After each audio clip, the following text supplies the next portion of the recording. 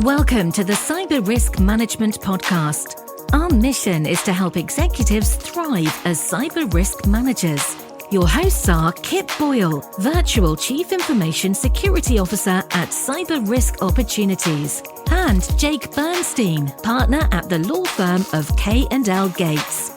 Visit them at cr-map.com and klgates.com. So, Kip, what are we going to talk about today on episode 120 of the Cyber Risk Management Podcast? 120, man. I love that number. I can't believe we've done 120 episodes. I think that is so cool. Well, It is cool. Today is part 2 of our annual Verizon Data Breach Investigation Report discussion, DBIR. Yay. Yep. Excellent. Yep.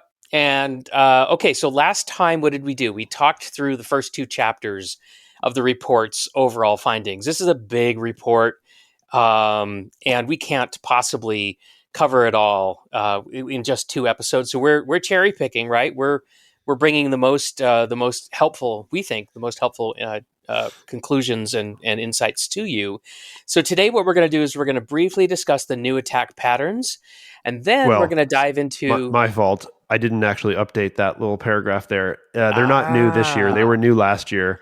And while we are going to, I'll take over here for 1 second. While we are going to dive into the industry-specific numbers, something we didn't do last year was actually discuss the patterns.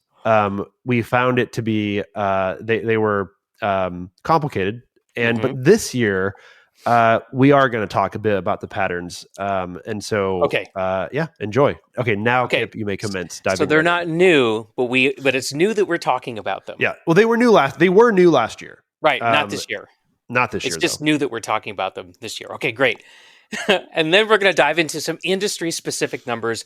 And I love the fact that they have industry-specific numbers. There was a report that came out a few years ago, and they omitted them. And I wrote an email and I said, "You can't do that. I need that information because I've got customers in different industries."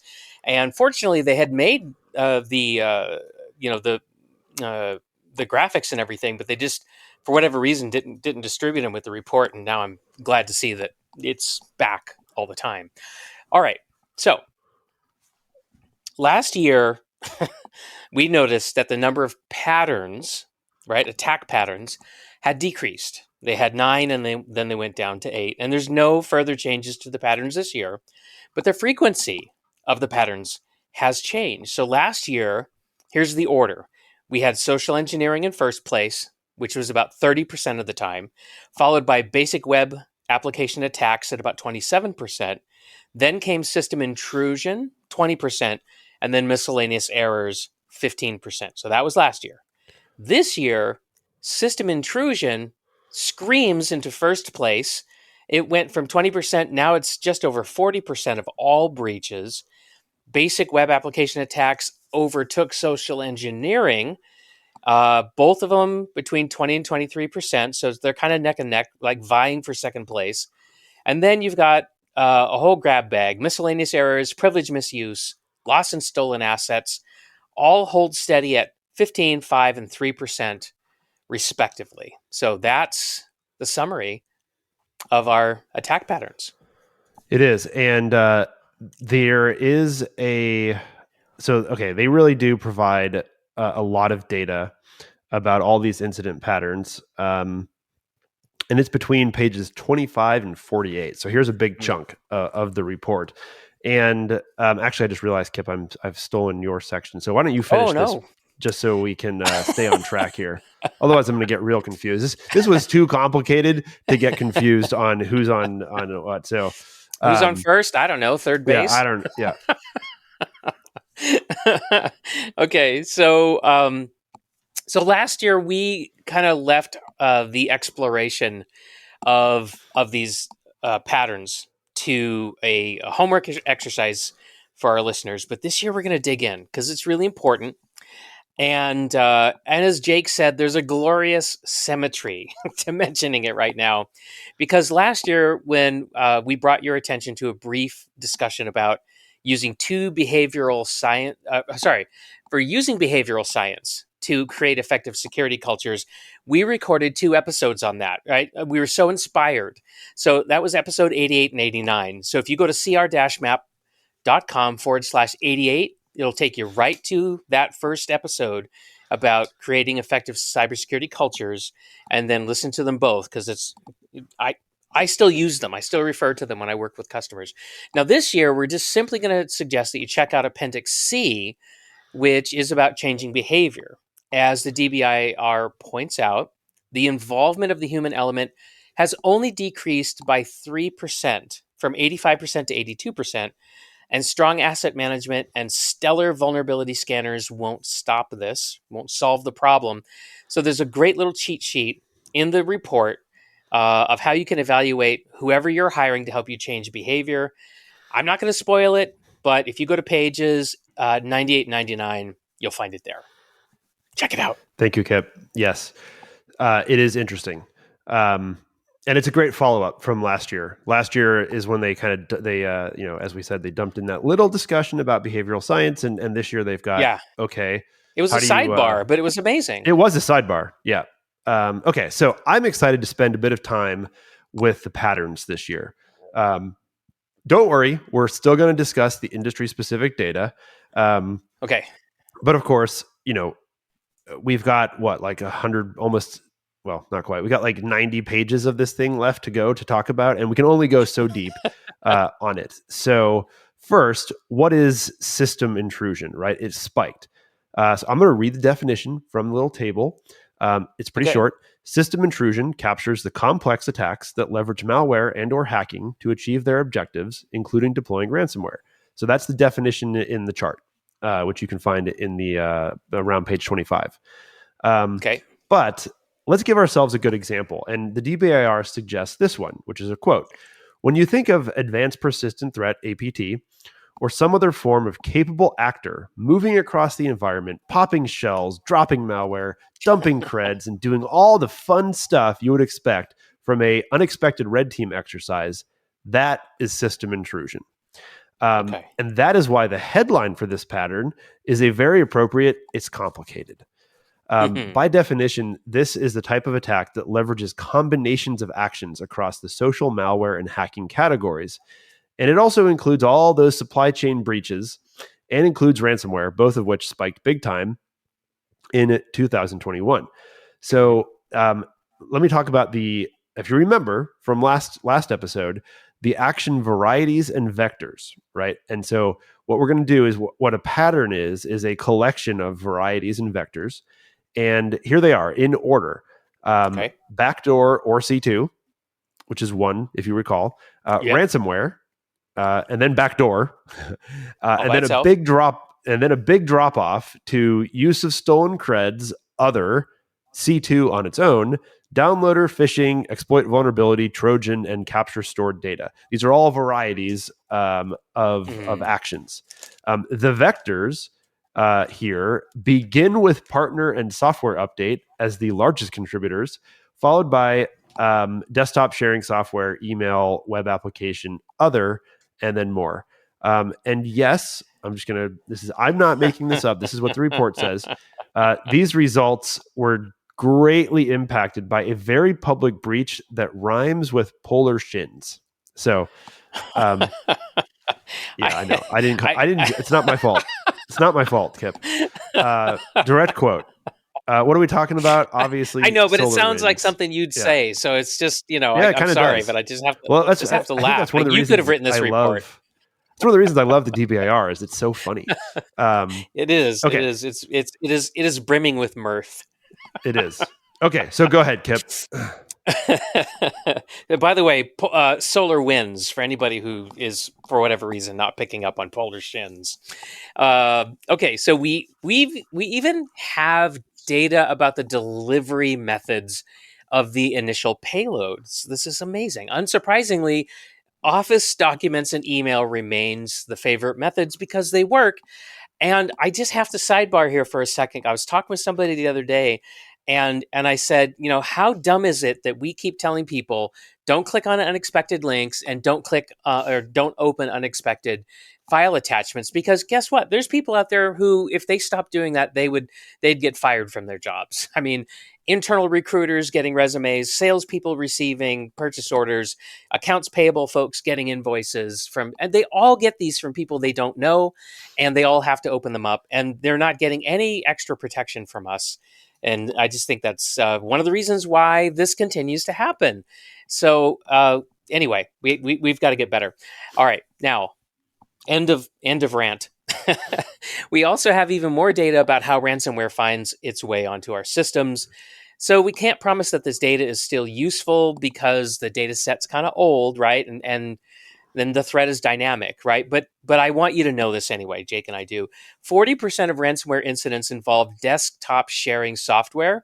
Again, something like RDP or TeamViewer or something like that. I think TeamViewer is one. 35% involved email. And so the takeaway here is you've got to lock down your externally facing infrastructure, even though you hastily erected it and you shifted your workforce into a remote workforce.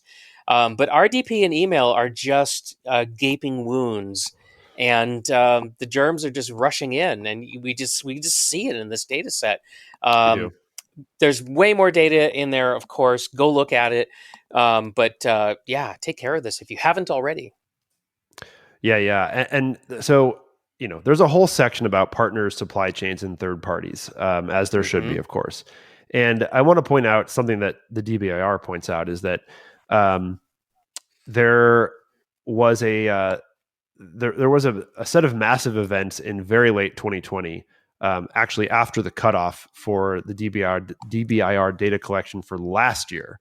So yes, like those events and a couple other ones, Kaseya, for example, in 2021, definitely played an outsized role in kind of messing around with this 2022 DBIR data set. But I agree with the authors. It's important to understand that this is likely just indicative of larger trends in the industry. And to understand all of this, the DBIR is trying to understand third-party and supply chain breaches, which it turns out isn't easy. For better or for worse, the DBIR's methodology of coding incidents based on the victim does create some challenges because there's this kind of one victim, one incident mindset that conceals the true interconnectedness of this type of event. Now, I will say, as they do, that data collection practices appear to have been changing, and I think we're going to get better data going forward. But here's what we have. So third-party breaches only represent 1% of the breach data that we have right now. But there are some interesting clues that emerge anyway.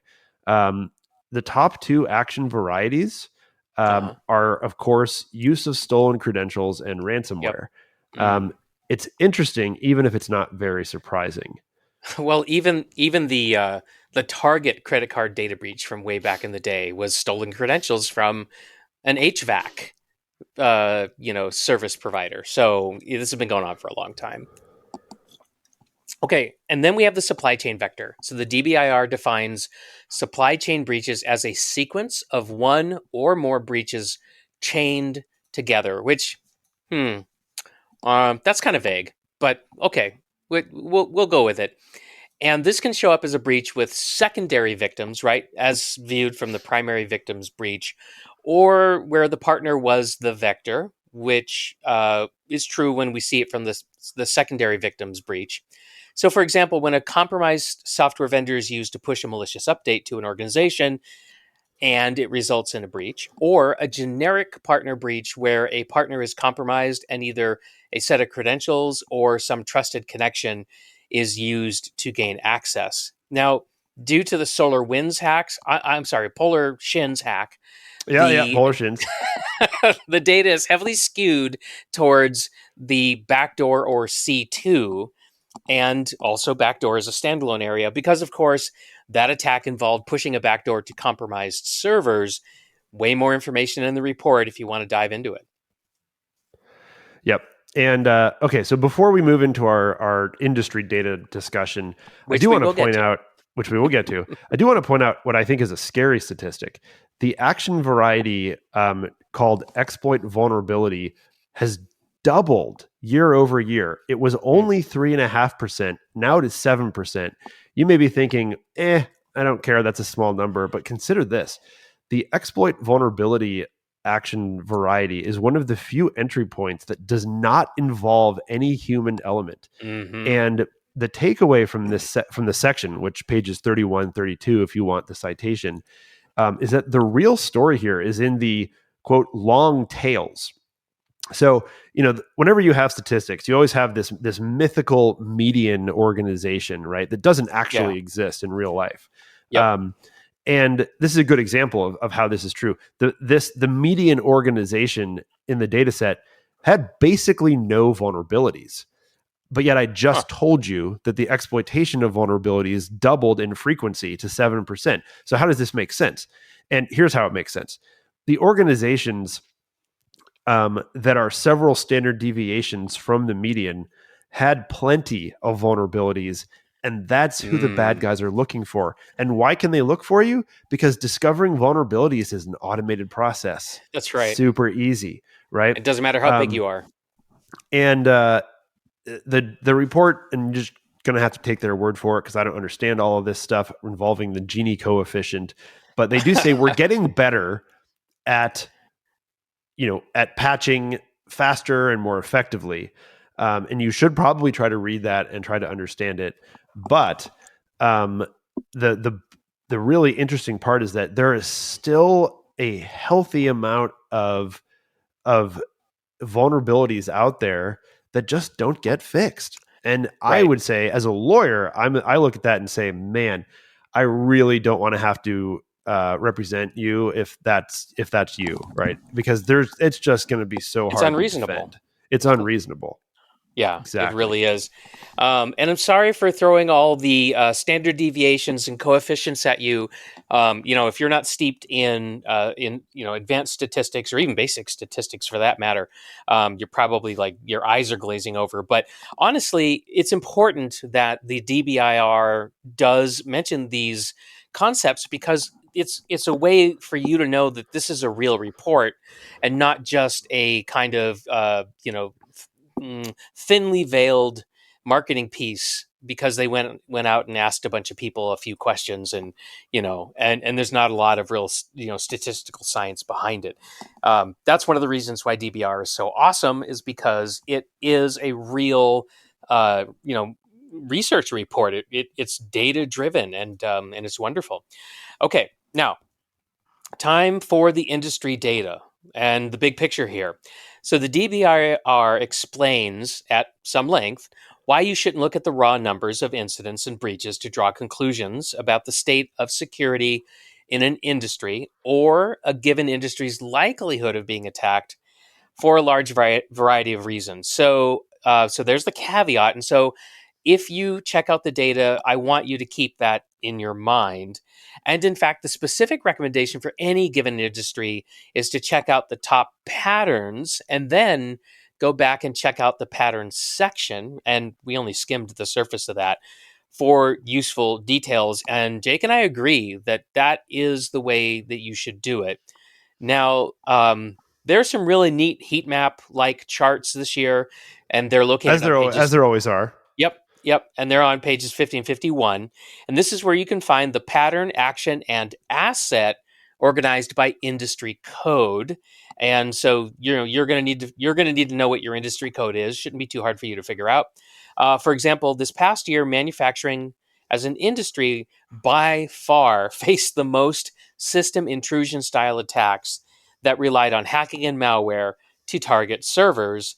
And this, of course, goes back to the SolarWinds debacle, but that's okay because this is exposing some real vulnerabilities for that industry. So I really appreciate that the report does that. Yeah, me too, for sure. So, I think that the thing to take away from the numbers and everything is you just got to, again, really just kind of repeating what Kip said, be aware of not drawing too many of don't draw the wrong conclusions. Like read how the DBIR looks at it, and I think you'll be well. We don't want you going off in the wrong direction because you did a superficial interpretation. Exactly. Take the time to get it right, because this is going to affect your spending decisions and your strategies for some time to come. And it really that would be the opposite of what we want for you from looking at this report. So go slow. So Kip, since I know this is, I know you have some clients in this industry, why don't you tell us about the financial and insurance industry, which is NAICS code 52, if you really want to know. and if you're in that industry, you do want to know that. By the way, just in case anyone doesn't know, NAICS, that stands for North American Industry Classification System. And it turns out that Europe has a different way of classifying industries. Go figure. And this report doesn't use the European system. So if you are in Europe or you're trying to manage issues in Europe, you're going to have to do your own translation. And why do I know that? Why do you know that? Because we've got a big customer in Europe, and we got together with them and explored DBIR, and that's when I discovered, just how North American centric this report can really be. But having said that, NAICS 52, financial and insurance, the top patterns in this industry, which is 79% of all breaches in total: basic web application attacks, system intrusion, and miscellaneous error. And the threat actors are 73% external, and the primary motive at 95%, which shouldn't be surprising, is financial. And most of these increases are due to ransomware attacks. And the Willie Sutton, right, quote comes to mind. That's where the money is. That's why we attack financial services. Now, over time, the DBIR notes an increase in the specific server web application attack profile. It was 12% in 2016, and it's 51% this year. And these attacks very commonly use stolen credentials, which remains the number one action variety in this vertical. Where in the world is all your multi-factor authentication, people? Yeah, I agree. Okay. So an industry that I have been dealing a lot with recently, healthcare, code or number 62. Okay. So last year, the top issue was really basic human error, with misdelivery being the most common type of error. Not so this year. Now it is, yep, you guessed it, basic web application attacks. Errors are still a major problem. Miscellaneous errors are in second place.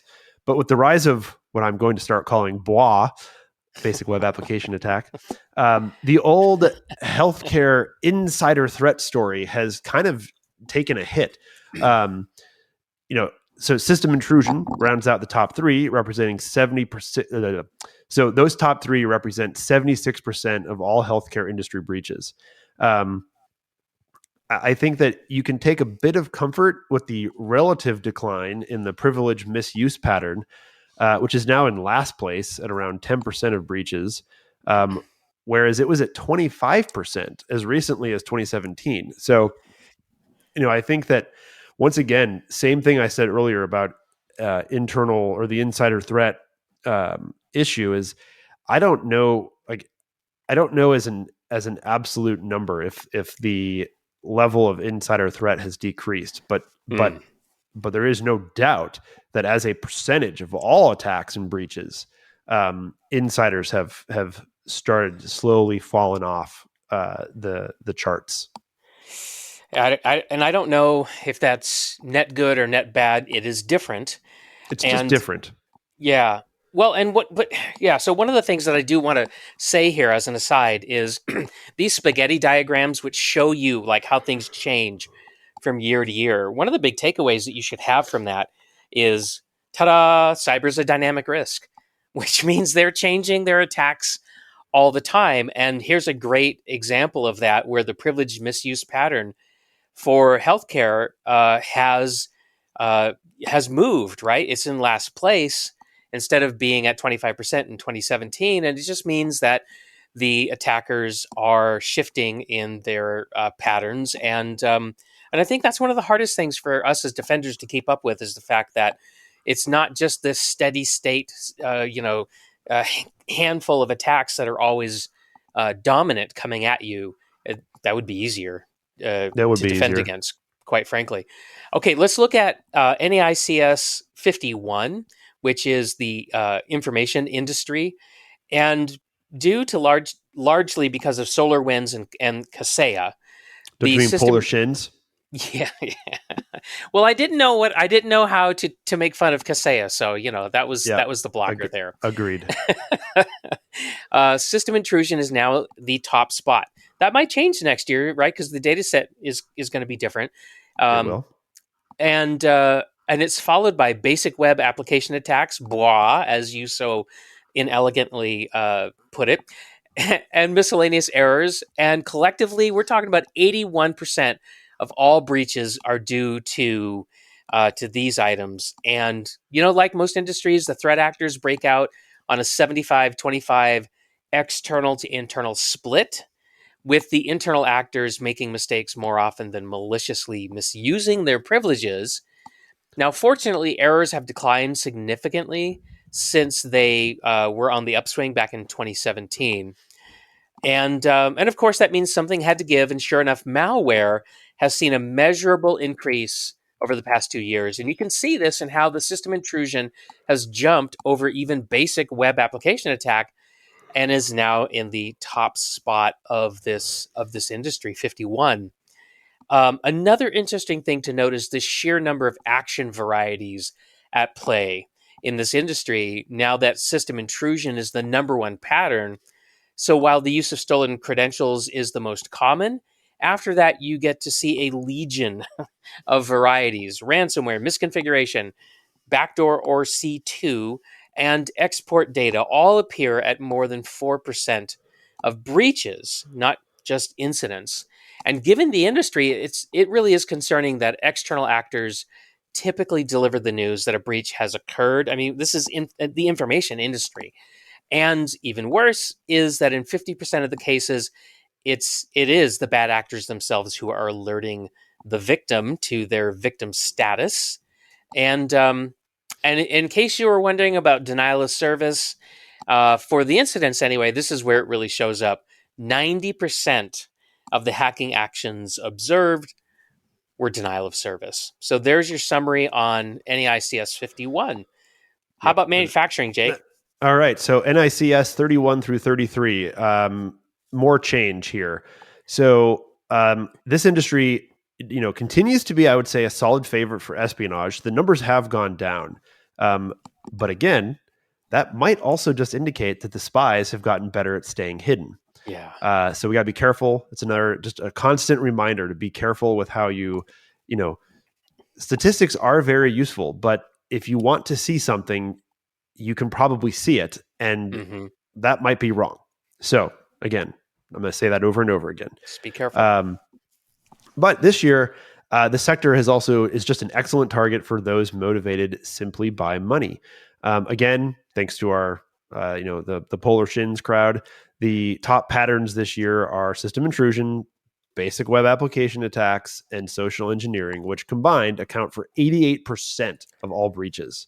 Now, what's interesting about manufacturing is the rise of the denial of service attack over the years. While it has yo-yoed kind of up and down from a little bit under 20% to a previous peak of about 40% in 2018, it has now spiked all the way up to 70% of incidents. Again, incidents, not breaches, this year. This is a good reminder to watch that OT side of the house, because in manufacturing, availability equals productivity. That was a great little insight that I took from this year's DBIR. In manufacturing, availability equals productivity.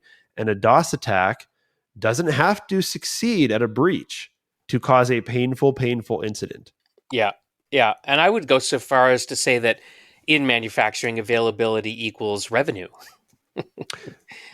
Well, availability equals productivity equals revenue. Yeah. And through the transitive, what is it? Transitive trust property. The transitive property, yes. A equals B equals C, therefore A equals C. Yeah. Yes, availability does equal revenue. Agreed. I love it when I use math. Yeah. Okay. All right. Now let's move on to a crowd favorite, the Professional Scientific and Technical Services, which is NAICS 54. And yes, by the way, I think it's funny how the people who made the NAICS system just sort of said, "Oh, let's put all those eggheads in a single category, and we'll give it a long, clunky name, just so they can have a little bit of fun there." So we'll just call it Industry 54. All right. 3,566 incidents, of which 681 were breaches. So there's a bit less change in this industry, with system intrusion remaining the top pattern. Then social engineering and basic web application attacks have flipped compared to last year, but they're still up there. And the BWA numbers are increasing, and social attacks are becoming a bit less prominent. I don't know. So just to be clear, last year, the order would have been system intrusion, social engineering, and then basic web application attacks. Look, this year, if you're gonna coin an acronym, use it. I just used it. BWA. BWA. I'm gonna call John Grimm, who appeared in episode 95, and I'm just gonna say, John, can you start using BWA, because we're using it. It is quicker. Now. Basic web application attack is long. We need some support. We need some support from you. Okay, anyway, sorry. What were you trying to say? I was just trying to say that the change this year was that basic web application attacks are now in second place instead of third. BWA. Yes. Okay. And the DBIR for Industry 54 also notes that denial of service attacks are still a major incident type and a significant problem for this industry, even though a denial of service attack rarely leads to a breach. But as we learned with manufacturing, it can equal productivity loss and revenue loss.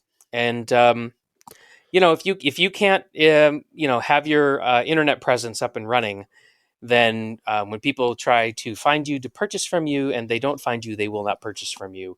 So anyway, it's a bad deal. So there. Bad deal. There's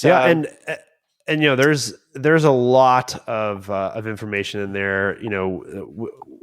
We're already over 30 minutes this episode, so I think we're gonna wrap it up here shortly. But really can't recommend enough. We probably didn't talk about your specific industry. There are quite a few. Mm-hmm. Go check it out. It's worthwhile, and yes, good luck on that. Okay, so there's one more thing. There's always one more thing with the DBIR.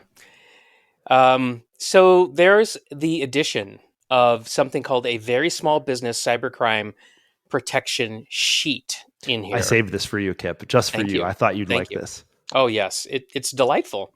And this sheet is targeted at organizations with 10 people or less. And my gosh, there are hundreds of thousands, millions of organizations that actually fit into this bucket. These types of small organizations are particularly vulnerable to going completely out of business from one single attack, because the costs to recovery are they just become out of reach quickly in a situation like this. So if you fall into this category, and I do, I'm a small business owner, and so, opt me in. Jake works at a gigantic law firm, so he's not going to be too interested in this sheet. But it's on pages 75 and 76. So you should look at that, and whether that's you or whether you have friends or family members who are in very small businesses, you should hand this to them. Now, I love the DBIR's top 4 recommendations. They have 13 of them for avoiding becoming a target, because they highlight how important credentials are and preventing illicit access has become. So get that multi-factor authentication turned on. Stop using the same password or passphrase in multiple places. It should be one site per password or passphrase. And sharing passwords can be an issue, right? Can lead to a lot of problems. So think twice about sharing passwords. That's the second. The third thing is I want you to use a password manager. And then the fourth is I want you to change those default credentials on your point of sale devices if you have those kinds of things, but default credentials which a lot anywhere. do.